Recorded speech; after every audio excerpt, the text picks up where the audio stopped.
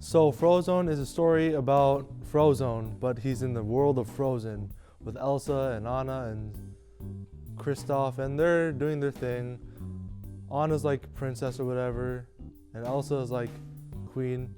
And then like Frozen comes out of nowhere and he's like, boom, I'm here to save you guys' universe from North Korea, and North Korea is gonna like totally bomb this place up. And then like they're like, oh my god, what do we do? So they call upon the Incredibles. They're hence the name Frozone from Incredibles, tying it together. The Incredibles come in and they stop North Korea from bombing it, I guess.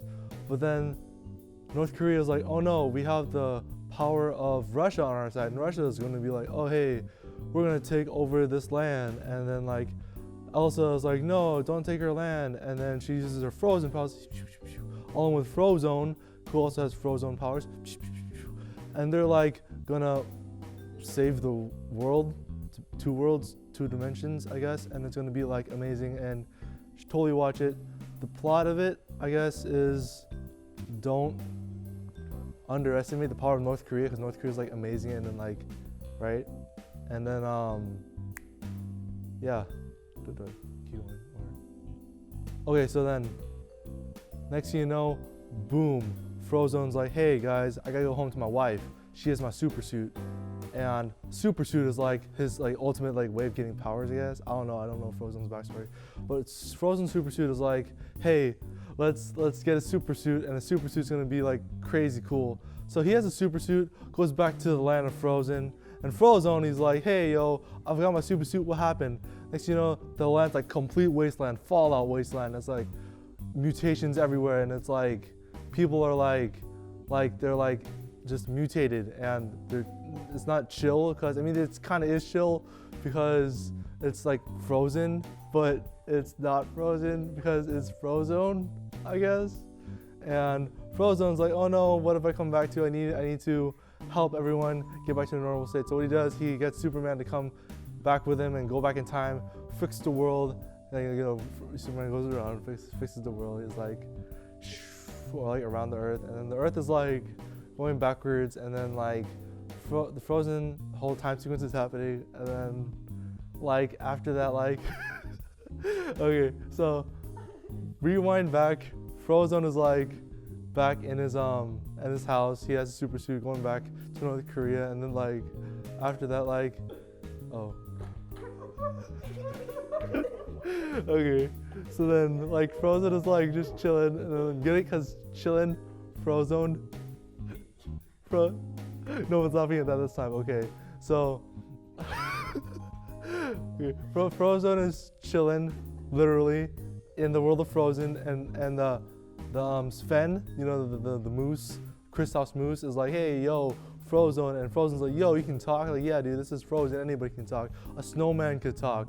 And then like Sven is like, hey Frozone, you should totally like help me like move this shed. And then like half the movie they're moving a shed to like the castle, and the castle's like, oh no, we're under attack by North Korea, what are we gonna do? And North Korea's like, okay, here, I have a compromise for you guys. Here, you guys help me stop Dash. And then Dash is like, okay, so do I keep going? And then so Dash is like, yeah, I forgot what that meant. Oh yeah. So then like Dash is like, oh no, you guys can catch me. Yeah, he sends the world back into the future like Superman does. Superman's like Battle Flash, and then that's the end of it. Yeah. Yeah. I think. Thanks. I try. This planet is destined to die much sooner due to mankind's greed for resources. In the year 2078, the United States deploys soldiers and scientists to the newly discovered planet Kepler-186f, also known as Ares. Enemies of the United States such as North Korea, Russia, and other groups of terror have begun colonizing this planet. In order for the United States to compete with these groups, the Congress initiates the draft selecting random citizens of the United States to become colonists of this new planet. This creates a period of time known as the scramble for Ares. One particular individual named Aaron Cairo is selected to this draft and is drafted into the colonization period abandoning his family and everyone he knows to become a double agent in this new planet, debunking theories of Russian weapons of mass destruction on Ares. It may seem that these groups can conquer this planet easily, but Ares is home to some of the most grotesque creatures that mankind has ever faced. The creatures on this planet are what give the planet Ares the nickname Pandora's Box. Okay, hi, my name is Ellie Arjona. The title of my movie is Shipwrecked, and it's a rom-com. So the beginning is when we pan from the boat, and then we cut to a scene of where Jack and Rose are spitting at the edge of the boat on Titanic. And in the distance, Jack sees something, it's just moving there, and he doesn't know what it is, and he can't see it, and it gets closer, and it gets closer, and it's a shark. And he just stares at it, and then he realizes it's not just a shark, it's more than that. It's more than just a shark. And then the shark follows the boat for a couple of days, and they fall in love, and Rose is soon forgotten, or so they think. She goes on a jealous rampage and starts murdering everyone, and everyone is screaming their heads off. Why is she doing this? And meanwhile, the crew members are so distracted, and they hit an iceberg, and it's, what's happening? What's happening? And then the boat's sinking, and everyone's just in pain, and the water is really cold. We don't understand why this is happening until everyone is just in the water and it's freezing cold, and then there's this magical scene where Rose dies and the shark just devours her, and then Jack is on the podium, whatever it's called, and he's just looking at the shark, and the shark is looking at him, and he passes away.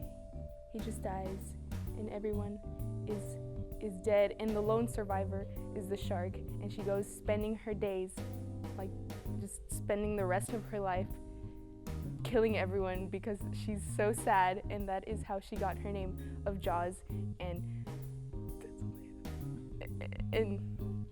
that's how she got her name of Jaws. And then she goes off, and anyone who's on a boat, she remembers Jack, and Jack is the love of her life, and she can't get over him, so she starts just terrorizing everyone because she's in such agony and in such pain, and she can't get over it, and she's so heartbroken that she doesn't know when she's eating these people, and they don't know why, and everyone's just dying, and she doesn't know why, and she has issues. She really needs a therapist, and that's, I don't have any more. And she really needs a therapist, and she never finds anyone else, and Jack is always going to be in her loving memory, and she's really upset with Rose, and she just can't get over it because she's so heartbroken, and she's so heartbroken, and the Titanic sank, and she just can't help herself. She loved Jack so much. Jack was the love of her life. Jack chose the shark instead of Rose.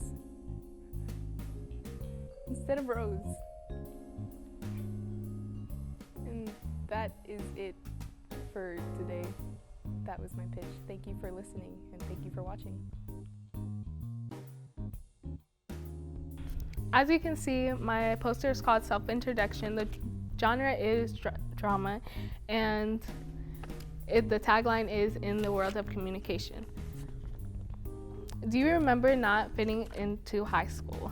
The character Jackie is in her second year and is trying to relate to people and trying to be comfortable of who she is. She is starting to hang out with friends that she usually doesn't, and they turn her into people she isn't, I guess. Trying to still connect to these people even though she knows that they're not her friends. She becomes into somebody she isn't. Oh my God. I can't bear. This starts to affect her school life, and later on, someone or something leads her into a way that changed her life, I guess. Yeah, that's it. Oh my goodness. How long do I have? 10 minutes is like 40 seconds. And yeah, the people you see in the picture is the 3 people you see in the poster are the people that were her friends, but she's trying to figure out that herself, I guess. Oh, dang. The person in the corner, the guy, his name is somebody on top.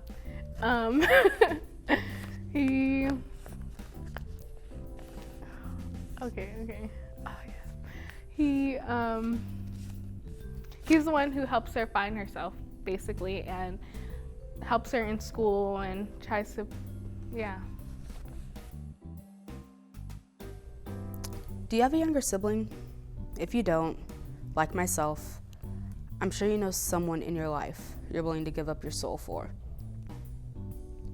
Well, I present to you a situation we should all pray we never have to go through, but a situation we can all internally connect with. Mitchell Carter is a son, a brother, and a coworker, but now he's given a new title, or so he thinks. You know how you thought of that one person you would give your life for if their life was on the line? Well, Mitchell Carter experiences his brother's life on the line. Not one time, not 2 times, but several times. Mitchell begins to think it was God's given task for him to save his younger brother. Although at each attempt, he fails.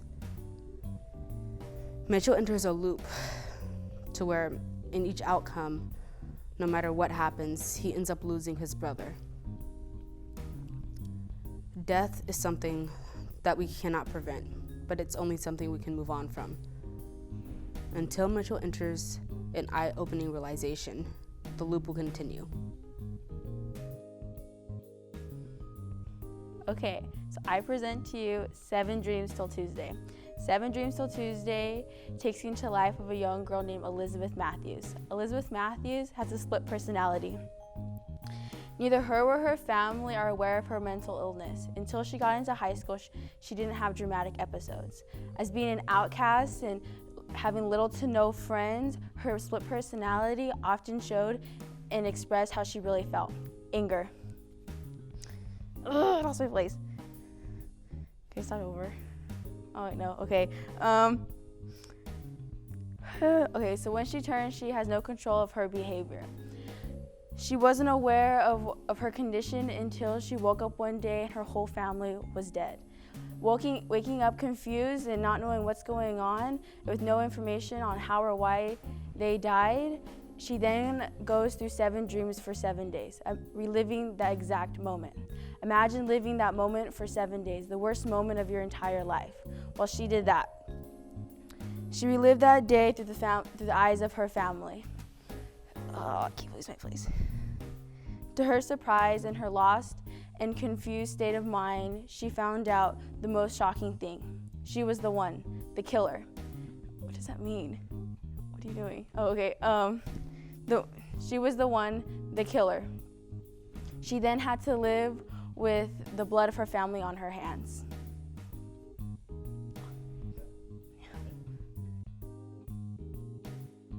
Hi, I'm Aurora, and this is my pitch idea. The foot. Rumors are gossiped and legends are carried on, but what happens when folktales become reality? In a small neighborhood off the outskirts of Portland, Oregon, 2 girls, Devin and Lauren, just happened to be at the wrong place at the wrong time. The girls come across a group of satanic worshippers rising. Sorry. Okay. The girls encounter a demonic presence taking on the form of a decapitated foot. The legend of the foot was told throughout the town. and elders warn people about a group of satanic worshippers who plan on rising the foot once again to roam Earth. No one listened, and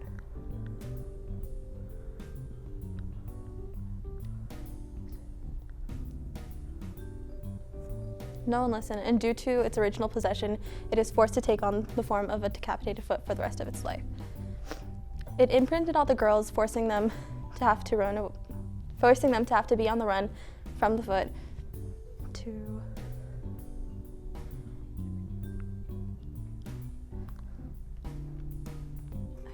forcing the girls to be on the run from the foot before it reaches complete composition. The foot is on the run, but it doesn't like the chase. All right, this is my pitch. We wish you a bloody Christmas. So it's about these 5 friends, Nora, Tasha, Mary, Maddie, and Kyle. They're intrigued with the murders going on in San Jose, California. The killer's named the Secret Santa Killer, and just killing a bunch of teens and kids. He wraps their bodies, they chops their bodies up and wraps them up as like a present under the tree for the parents to find. Everyone's freaking out.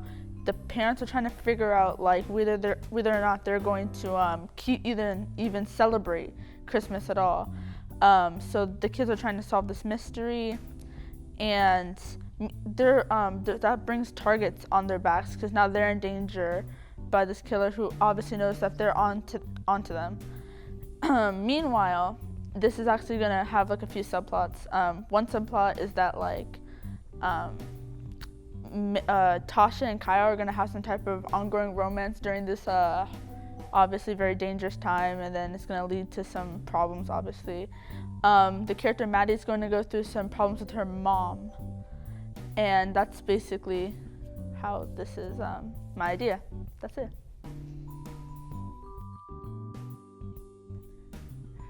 Here's my movie poster. It's about the Incredible Fault in the Stars. It's about these one superhero and one supervillain. The superhero's name is Violet, and the supervillain's name is Syndrome. It all started when Syndrome wanted to be a superhero. His role model was Mr. Incredible, Violet's dad.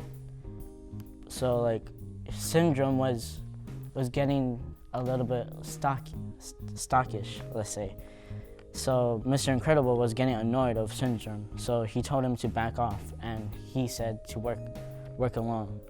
So Syndrome got mad at Mr. Incredible because he told him to back off. 15 years later, Mr. Incredible got assigned to go on a business trip, but it was a trap by Syndrome. Later on, Violet and her family know that Mr. Incredible is in trouble, so they wanted to find and rescue their father. From that moment on, Syndrome and Violet met, but I'm not going to tell you how they met. You have to see the movie for yourself. Coming soon to a theater near you. Hello, my name is William James, and I'm here to pitch the alternate reality sci-fi thriller called Doomsday. The Illest Supreme, played by Comedy Bang Bang alum Reggie Watts, is an immortal rapper of epic proportions who has spent millennia studying the fattest beats and the sickest rhymes. The title of the Illest Supreme gets passed down from mentor to student every 2,000 years. Approaching the year 2000, Supreme selects the young MF Doom, an ambitious London-born rapper, as the next Illest Supreme and trains him to become the flyest freestyler. After years of training, MF Doom decides that being the best isn't enough for him. He must be the only. With Supreme narrowly escaping with his life, MF Doom murders every rap talent on Earth, manipulates each government, and takes over the world. This takes us to where our story takes place. A fledgling young underground rapper, Franklin, played by Michael B. Jordan of Creed and Fruitvale Station, pays tribute to his father who was murdered by the hands of Doom when he was young, with his only friend, Zazzy, to comfort him. Raising himself, he has to rap to make ends meet. After a show, he gets attacked by Doom's henchmen, barely getting defeated in a rap battle and losing his life force. He gets saved by a masked vigilante working with the Illest Supreme, actually his childhood friend, Zazzy, played by Zazie Beetz on FX's Atlanta. With the help of his ragtag crew of underground rappers featuring Donald Glover as Childish Gambino, Franklin must navigate the validity of his friendship with Zazzy, train to become the illest supreme and defeat MF Doom and discover the mystery behind his father's death. If he doesn't succeed by New Year's Eve, MF Doom will be unstoppable for the next 2,000 years. Tensions rise and empires fall in Ryan Coogler's Doomsday. He came to destroy rap. Thank you. I'm Soliana Madriz, and my movie is Donnie Purge. Donnie Purge is about a guy named Donnie. Donnie lives in a world where for 12 hours a day, Donnie lives in a world where once a year for 12 hours, all crime, including murder, is legal. Year after year, Donnie refuses to participate in the purge, choosing instead to remain inside and avoiding the world outside. This year, however, is different because this year, Donnie is troubled by a man dressed as a rabbit named Frank. Frank forces Donnie to participate in the purge, and Frank forces Donnie to participate in the purge.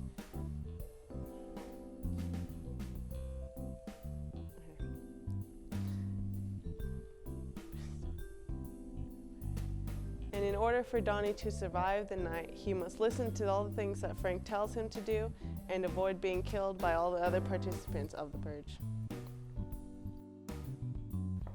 So I'm gonna present to you my movie. It's called Time Saver, starring Jim Caviezel as Jesus and Jesus as Jesus.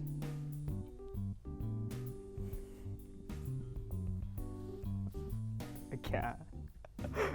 Could I stop it and start again? I really can't. I could just keep on going like this? Keep going. Okay. So after 2,000 years of not being on earth, Jesus decides to return. But when he returns, he realizes that earth has become an anarchistic society where all religion is banned because religion causes wars and differences. Jesus tries to bring religion back to earth, but people don't listen to him. So he figures out a new plan, and enlisting the help of his buddy, he just fell. Should that be it? That's it. So this is my pitch for the movie Attack of the Killer Clown. Oh my god. No, it's titled Attack of the Killer Gutter Rat, and it's inspired by Killer Clowns from Outer Space. And it's basically an 80s campy horror film about a gutter punk mutant rat who just takes over the streets of San Francisco at night and feasts upon human flesh. And they have laser vision to zap up their victims, and they harvest their bodies into cotton candy cocoons. And they have like razor sharp, jagged teeth so they can pierce really deep into their victims. The main characters are Winona Ryder and Crispin Glover, which is pretty lame, but it's the 80s, so whatever. And yeah, Crispin Glover is definitely ridiculous enough to be in this movie. So yeah, that's basically it. Kyle and Noelle are high school sweethearts. They decide to get married straight out of high school, and yeah. So fast forward 4 years later, they are drifting apart. Kyle becomes obsessed with work and loses his spark, and Noelle seems to notice, so becomes distant and curt. In order to resave their relationship, Kyle decides to show up to his house early to surprise her and take her out for dinner. He was the one who was surprised to find her in bed with his best friend. So, in a jealous rage, he kills both of them. Instantly, he feels bad and begins losing it and secludes himself in his home, remembering everything that happened, and then decides he still wants to rekindle their love. So, he puts her back together and takes her on a road trip onto all the places they decided to go when they were younger. And on the road trip, they start fixing their love life, but not really because he's crazy. And people start to notice them, seeing him traveling with a decaying dead body. So he's on the run from the police now. In the end, they're just trying to get to their dream destination, which is the Grand Canyon. And he's afraid they're not going to make it because she's falling apart.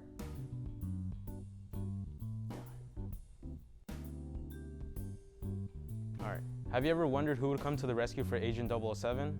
Well, I'm here to tell you that there actually is someone who would come to his rescue. And during a mission to a foreign country called Mexico, her Agent 007 was captured. And so the CIA was forced to look for anyone, and I mean anyone. So the CIA found this dude named Juan, and he isn't the smartest person in the world. So during his rescue mission to rescue 007, he forgot to pack the guns. So he was forced to use the most deadliest weapon ever created, which was Tapatio. And after a successful rescue mission, the CIA fires Agent 007, and they keep Juan because he is the only Juan who can save us all. Although it introduces you to some of the people who are part of the most unusual websites on the internet, the main character is a female latex masker named Lily, and her identity is concealed throughout most of the film. My goal is to make an extremely unsettling video that can be classified as surreal horror, but without any jump scares. It's yeah, that's it. That's all I have. Hi, I'm Tatum. This is my movie poster pitch for my movie Afternoon in Paris. Two young adults, Jane and Michael, have just graduated high school and they are ready to go set off on an adventure in the city of love, Paris. There, they go to museums, bakeries, and experience a whole entire city of a Parisian lifestyle. There they meet each other at a cafe, getting their coffee orders mixed up, and together they set off on a whole new adventure. They do everything together. They go on boat rides, see the Eiffel Tower, and together their love for the city increases as their love for each other increases. Then one day, they go to meet at their cafe, but Jane is not there. He searches for her and is freaking out because he loves her. He then goes to the cafe the next day and finds a note from her saying to meet her at the Lock Bridge at sunset. There, they see each other and they confess their love for each other. However, Michael's love for the city is greater than for her, and she decides to go home while he stays. There, they lead their love in the city.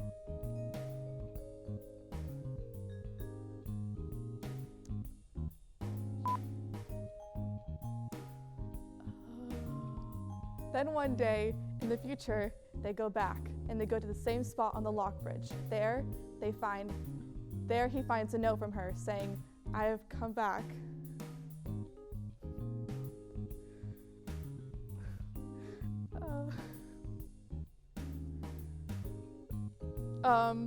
And there they meet each other again and they get married in Paris.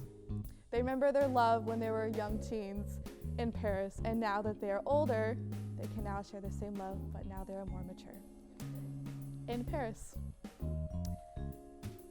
The end. Hi, I'm Joseph Castro Pereira. Well, here's my movie poster. I know on my movie poster it says Joseph Castro, but my full name is Joseph Castro Pereira. And well, my movie poster idea or my pitch is so a normal student, like going through her years, she has never really done anything wrong. She's never been through anything, I guess you would say illegal or anything like that, but all of a sudden something happens. I don't want to spoil it, but something does happen, and she does get introduced into a life of crime, and well, I would say that it's something a little bit personal to me because it's something that I've kind of gone through in my life, and that's about it. My movie is a fantasy adventure about a young film student who is making a documentary about the unexplained disappearances in his town. He ventures out into the woods surrounding his sleepy Midwestern town, armed only with his camcorder and his wits.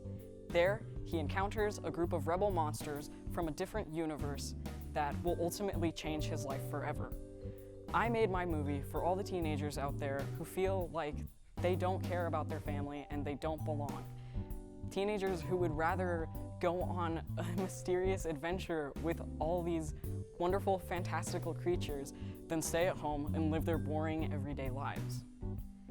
This movie was very near and dear to me, and all the characters are very lovable, and the protagonist is extremely relatable. This protagonist is meant to represent all of us and how we would rather break the mold and save a world than just sit at home and eat breakfast every day.